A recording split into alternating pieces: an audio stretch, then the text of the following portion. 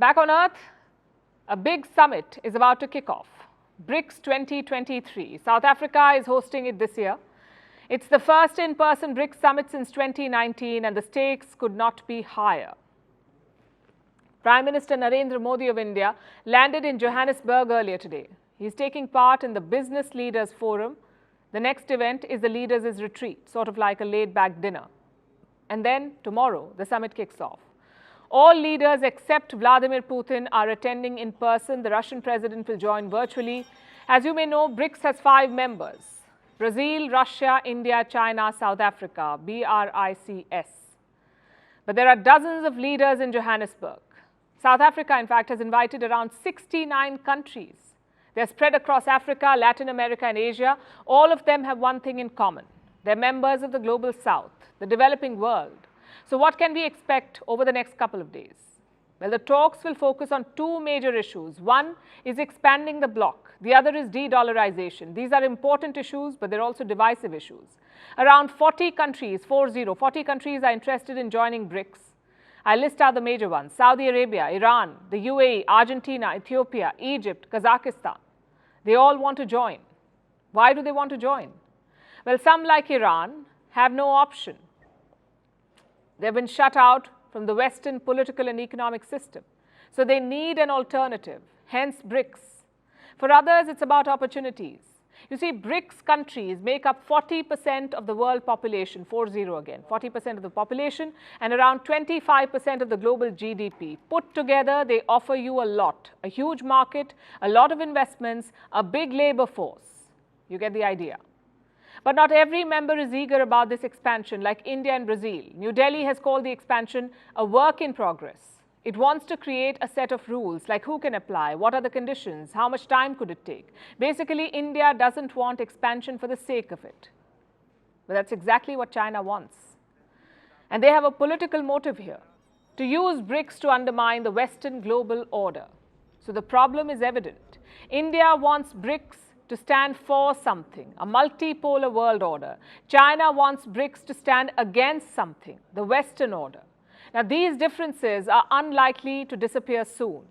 Also, rapid expansion could dilute the group's effectiveness. Just think about it. What will happen if you put Saudi Arabia and Iran in one group? Their interests simply do not align.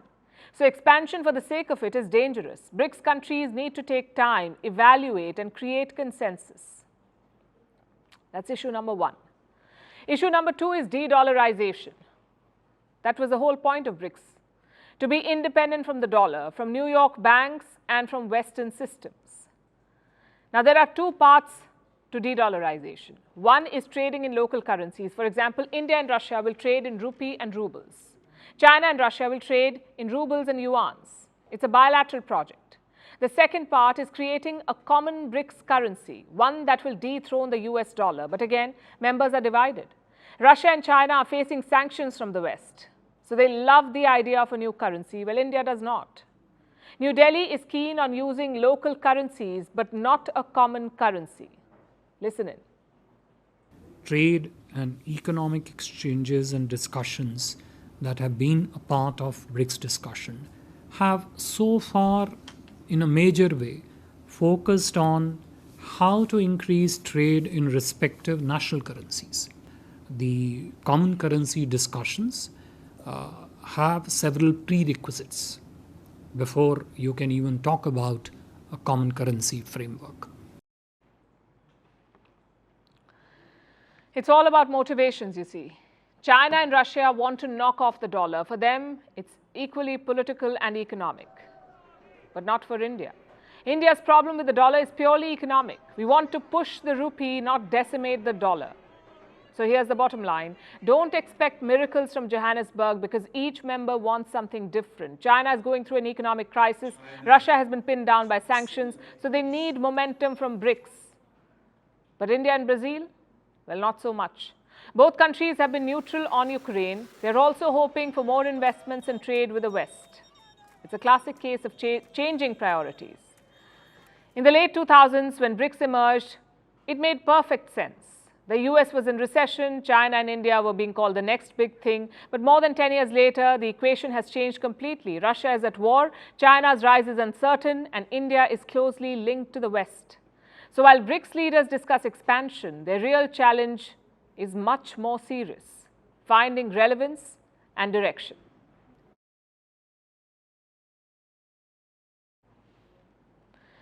And now let's talk about the United States. America will head to polls in about 14 months. It could easily be a 2020 repeat. The obvious choices are Joe Biden and Donald Trump. The Democrats are betting on Biden. He's currently the president, so he has an advantage. The Republicans, of course, are rallying behind Donald Trump. He may be facing indictments, but that hasn't hampered his chances. However, there is a new rising star in the Republican bloc. This man, his name is Vivek Ramaswamy. He's an Indian American, he's a billionaire, and now he's the second GOP favorite after Donald Trump. So who exactly is Vivek Ramaswamy? And how did he become so popular? Let's answer the first question. Ramaswamy is an Indian origin American entrepreneur. His parents immigrated to the US from Kerala. Ramaswamy was born in Cincinnati, that's in the state of Ohio. Like most Republican favorites, he has elite credentials. He graduated top of his class.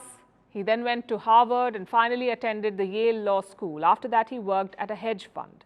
The real rise came in the year 2014. That's when he founded a pharmaceutical company called Vantage. It helped him become a billionaire. Ramaswamy led the company to a $315 million IPO in 2015. It was the biggest biotech IPO at the time. It saw a meteoric rise, but it ended in failure. Its Alzheimer's drug tanked in clinical trials. Ramaswamy apparently took this failure hard. In 2021, he stepped down as a CEO. So how did he enter politics? Well, he supported Trump in the 2020 election. He also donated to a lot of candidates. But his first major foray into politics was in the year 2021. It was with his book called Woke Inc. He questioned America's quote-unquote woke culture. It made him a crowd favorite. After that, he was seen on prime time shows every night. So his political career really began as a pundit. He even announced his candidacy on a prime time show. Today, the woke left preys on that vacuum. They tell you that your race, your gender, and your sexual orientation govern who you are, what you can achieve, and what you're allowed to think. This is psychological slavery, and that has created a new culture of fear in our country that has completely replaced our culture of free speech in America. And that is why today I am announcing my run for President of the United States. This isn't just a political campaign, this is a cultural movement to create a new American dream for the next generation. You heard that. The new American dream, he says. Basically, Vivek Ramaswamy wants a revolution, one that will unify America. And what is the secret sauce? He says it's capitalism. So where does he stand on most issues? Ramaswamy labels himself as many things: anti-war, anti-woke, anti-abortion, anti-LGBTQ, and anti-immigrant. That's almost ironic given that his parents immigrated to the US. Ramaswamy has what he calls his quote-unquote bold truths. Like there are only two genders, he says, or human flourishing requires fossil fuels, whatever that means. He wants to stop US military aid to Israel. He wants to launch military strikes on Mexico, and he wants to shut down the FBI. He's nothing if not controversial. His critics have a lot of things to say about his strident views.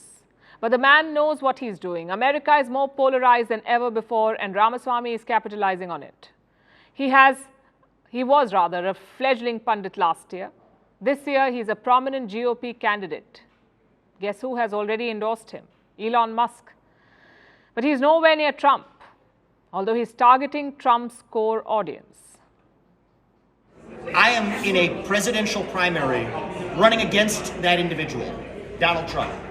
But what I'm about to say has nothing to do with Donald Trump and everything to do with the integrity of an election and the integrity of a self-governing democracy. So I don't care whether you root for Trump or whether you don't.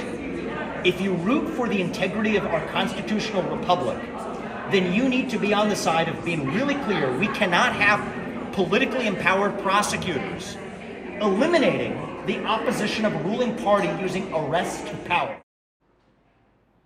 He wants to divide the so-called MAGA vote, MAGA, Make America Great Again. That's been Trump's rallying call, but Ramaswamy's style is different. His policy has Trump-induced orthodoxy, but it's peppered with liberal ideas. Take his campaign video, for example. It starts and ends with references to Martin Luther King Jr. Also, his style is far more subdued. Lesser rhetoric, more intellectual banter, and he's seemingly polite. Even when he disagrees, he does so respectfully. Will this work in his favor? Well, it has so far. Until recently, this race was being called a battle between Ron DeSantis and Donald Trump for the Republicans. But now it could be Vivek Ramaswamy. Plus age is on his side. He's only 38 years old. So if not this time, then maybe next.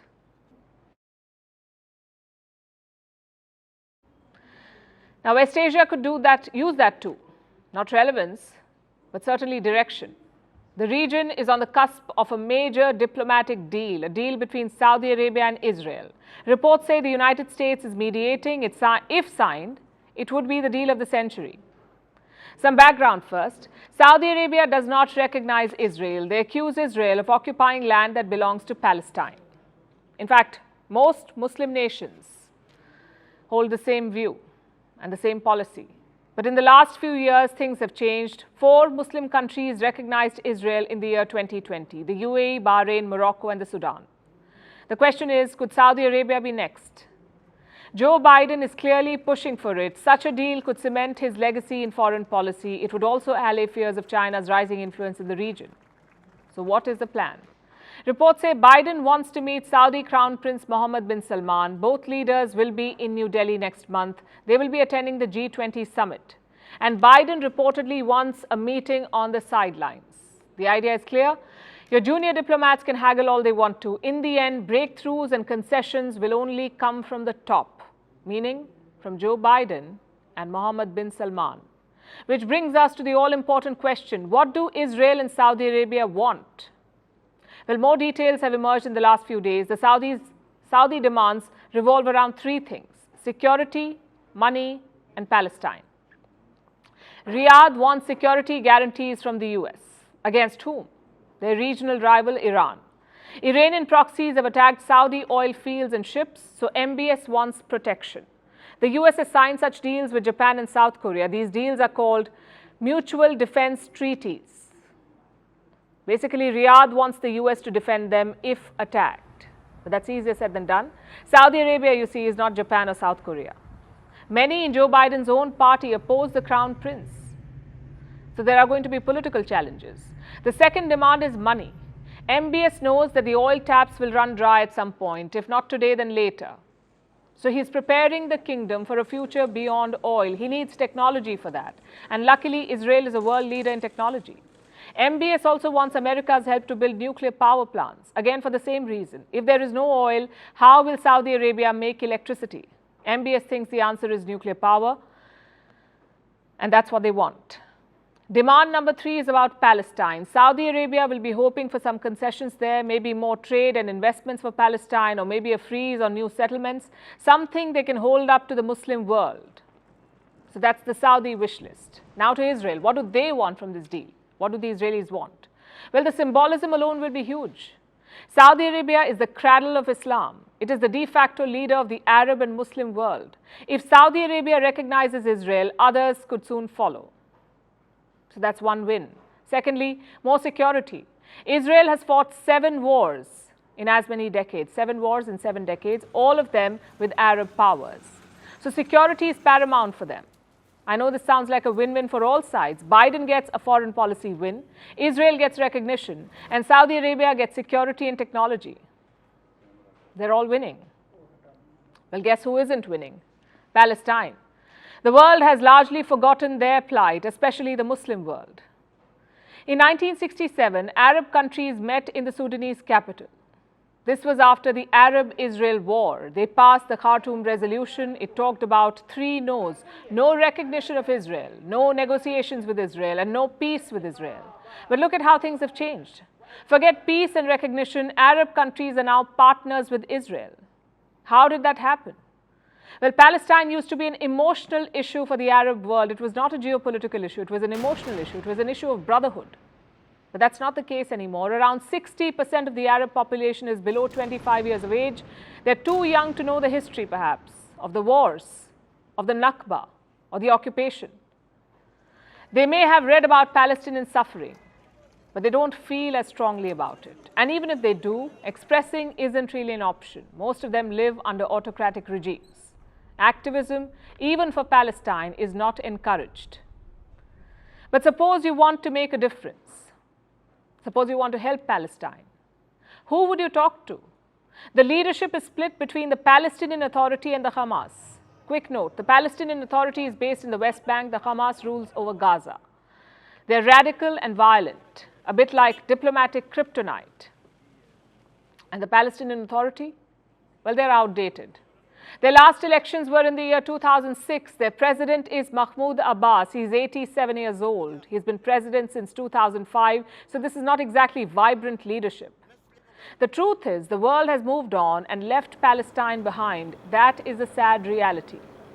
Arab countries picked politics over principles, and in the process, they abandoned Palestine. And don't get me wrong, we're not saying do not recognize Israel. Israel is a powerful and proud country. It deserves to be recognized. But so does Palestine. The world promised to recognize both these countries around 7 decades back. Well, one of those promises has been forgotten. Well, safety is everything, whether you're buying a car or taking a medicine. But in America, some drugs have turned into an obsession, so much so that they're altering the economy of Denmark. Sounds complicated. Let me explain. How are drugs in America altering the economy of Denmark? The drugs we're talking about are called Ozempic and Wegovy. Now, they're used to treat diabetes, but Americans are taking them to lose weight.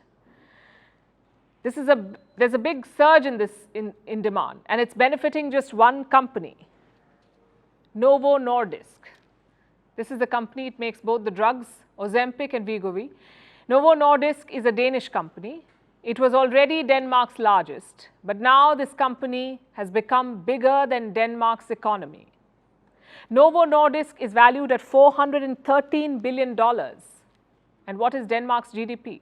$406 billion. So one company is bigger than the entire country's economy. How did this happen? It happened thanks to the unprecedented demand from America. The sales of these drugs are booming. Doctors are prescribing them in growing numbers. Diabetes patients were already taking them, they still do. But now there's a whole new customer base for these drugs. It's made up of people seeking weight loss. A study claimed that these drugs can help in weight loss, and a new market opened. People started lining up for these diabetes drugs, and this led to serious shortages. In many places, the medicines were out of stock. Diabetes patients who needed the drugs were unable to get them, and this led to panic. It was good for the business, though. Projections say the demand will remain high for the foreseeable future, and this will push up the profit margins. Novo Nordisk expects profits to grow by 37% this year. In the first 6 months, the company raked in $7 billion in pure profit, and even Denmark is benefiting from all of this. The company is bringing more dollars to Denmark. It sells the drug to America. It earns payments in dollars. These dollars then come to Denmark. The company converts them into local currency. It's called the Danish kroner. And thanks to this trade, its value has improved dramatically. The dollar inflow became so high that the Danish bank had to step in. It has lowered interest rates just to stabilize the currency. And this has had a trickle-down effect on other banks. It's a good time to borrow in Denmark. The central bank is keeping interest rates low, which means cheaper home and car loans. And remember, all of this is happening thanks to one company and 2 drugs. Novo Nordisk has fueled growth, economic growth, improved Denmark's foreign reserves, and caused the lowering of interest rates. And there will be more ripple effects, like the creation of new jobs. Denmark, like I said, is benefiting from all of this, although it's not a new phenomenon for the Nordics. You may remember another such, Nokia. It was a leading phone manufacturer and synonymous with Finland. Before the smartphone era began, buying a phone meant buying a Nokia. It was there was a high demand for Nokia phones. At its peak in the year 2000, Nokia accounted for 4% of Finland's economy, more than a fifth of its exports, and 70% of Finland's stock exchange. Nokia played a big role in Finland's growth. From 1995 to 2007, Finland's GDP rose by 55%, all because of Nokia's dominance in phones. So Finland rode the success of Nokia for over a decade, but the launch of the iPhone changed everything. iPhones took over the market in the 2010s. They ushered the smartphone era. Nokia failed to catch up. It did not innovate. Today, all phones feature the touchscreen that Apple pioneered. And Nokia barely has any presence in this market. So how did Nokia's fall impact Finland? Nokia's decline coincided with Finland's stagnation. From 4%, the company's share in Finland's GDP fell to 0.4%, from 4 to 0.4.